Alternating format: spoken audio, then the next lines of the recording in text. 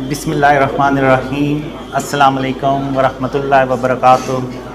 आज की स्पीच शुरू करने से पहले मैं आपको एक वीडियो दिखाना चाहता हूँ। खैर ऐसे नज़र तो नहीं आएगी, शायद आप लोगों को आवाज़ आ जाए थोड़ी सी।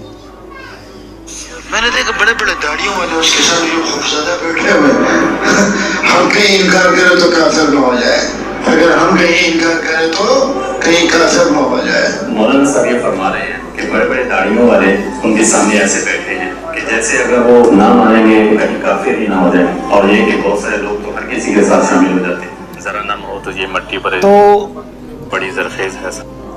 अब मैं ये बताना चाहता हूँ कि ये लोग जो बड़े बड़े दाढ़ियों वाले हैं ये क्यों बैठे हुए हैं, और जबकि मेरी दाढ़ी नहीं है। तो उसकी एक ही रीज़न है कि अब मैं आप लोगों के सामने हूँ, ना मेरी दाढ़ी है, ना मैं रिलीजियस पर्सन हूँ, और ना मेरी कोई नमाज़ें हैं, ना मेरा कोई शायद कोई और नेक अमल हो। तो आखिर ऐसी कौन सी वजह है जो आप लोग यहाँ पे आ जाते हैं? तो ये चीज़ मैं आज डिस्कस करना चाहता हूँ। तो ये जो मौलाना हैं, इन्होंने कहा कि बड़े बड़े दाढ़ियों वाले ऐसे अल्लाह माफ़ करे खौफज़दा होके बैठे हैं। ऐसी बात बिल्कुल भी नहीं है। मैं इन लोगों के आप लोगों के मशवरे से चलता हूँ, और आज आपने देखा है कि मैंने 3 पीस सूट भी पहना हुआ है।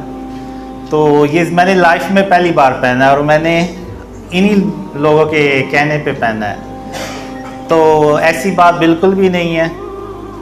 अब मैं ये बताना चाहता हूँ कि ये लोग क्यों यहाँ पे बैठे हुए हैं। यानी अगर आप देखें तो पूरी दुनिया से लोग बिलीव करते हैं ड्रीम्स का, तो वो क्यों करते हैं? तो उसकी एक ही रीज़न अल्लाह ने ख्वाबों में दिखाई, 2 रीज़न्स दिखाई। तो पहली तो ये कि अगर अल्लाह रहमान ना होता तो आज ना मैं यहाँ पे होता और ना आप लोग यहाँ पे होते। और दूसरी जो रीज़न है, पहले पे मैं थोड़ा सा एक्सप्लेन करूँगा कि 2007 में जब मैं अंधेरों में डूबा हुआ था तो मैं अपने आप से कहा करता था कि जो मेरे नबी मोहम्मद सल्लल्लाहु अलैहि वसल्लम खातमुन नबीयीन, वो जालों में चला करते थे, बल्कि जहाँ से गुज़रते थे अंधेरों से भी गुज़रते थे तो वहाँ भी उजाले हो जाते थे अल्लाह की रहमत से। तो मैं कहाँ पे अंधेरों में डूबता चला जा रहा हूँ। तो तब मैंने 2007 में अल्लाह को पहली बार रहमान कह के बुलाया। तो और मैंने अल्लाह से कहा कि बेशक मैं ए रहमान, बेशक मैं गुनहगार हूँ और बेशक तू ही पाक है,